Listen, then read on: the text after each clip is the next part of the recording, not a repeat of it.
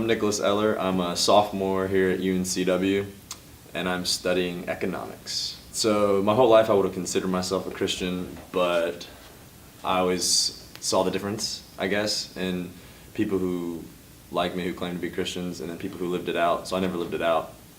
So in the grand scheme of things, looking back, I wasn't a Christian even though I claimed to be. And then I came to Christ about 3 years ago through Young Life. So I was a sophomore in high school when I surrendered my life to Christ, and the only thing I could held on to, and from that point until now, until I came to college, was my heart changed. Like my desire changed, all my desires have changed, my mindset had changed, the way I walked, talked, act, saw people, saw the world, like everything had changed. So that's what I held on to the most. Didn't know the Bible, couldn't quote scripture, couldn't be asked the question and point to scripture. All I could ever tell was my testimony, and that was enough for me to truly believe and know that I had my salvation. But then coming to college, I took an intro to New Testament class at this university, and it was taught by a very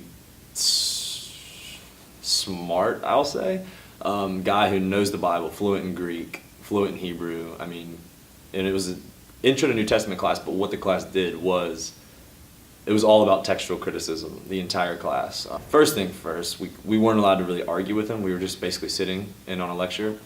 And the hard part about it was that he was essentially putting his own philosophy and preaching from his place as the professor. So we all had to listen. And he basically, on a level, debunked the whole Bible, basically saying Matthew didn't write Matthew. Matthew, Mark, Luke, and John is the main things we focused on, and basically proved him wrong.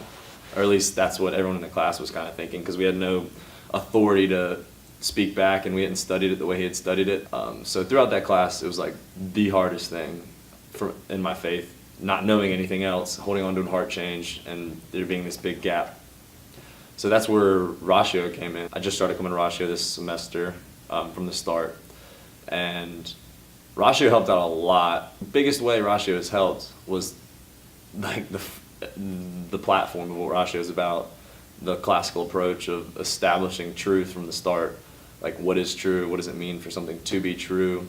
And that there is, like, that truth is a thing. Getting to hear that some things that he said were true, but also there is another side to things, and that seeing both sides and coming to what we would consider to be true beyond reasonable doubt has been by far strengthened me as a Christian, and given me lots of tools, I would say, speaking to other people who then now ask me questions and being able to come to them and establish from the start of our conversation, when they ask these very far-fetched questions that lots of people can't answer to 100% certainty, but establish a truth claim from the start and go from there.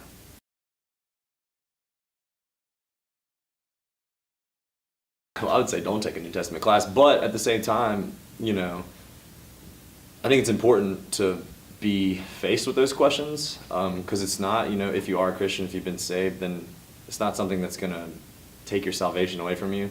So to be faced with those questions alone would be horrible. I wouldn't wish that upon anyone. So to have a group like Ratio, a place to come to and be able to ask these good questions, which, a lot of the questions that professors like that oppose are good questions, but they need good answers, and that's something that, in my experience with Ratio, has been a place where there's lots of people who are asking the same questions and who have, sought good answers in that. To have a group like Ratio is really important because, like me, it's, in a way, there's nothing wrong with only holding on to a heart change, because that's all we should need, and then the Bible to go from there. But in this world of skepticism that culture's bringing about, just the skeptic of everything, there's no new questions. I'm sure there could be a new question, but really there's not many new questions about the validity of the Bible or about different theologies. Most of them, of course there could be a new question, but have been asked and answers have been sought out. And it's really just being at a university, especially a liberal university, and taking classes like that, you really feel alone. So having a place like Ratio, it's like having a home base to come to, like I said, ask good questions and seek good answers.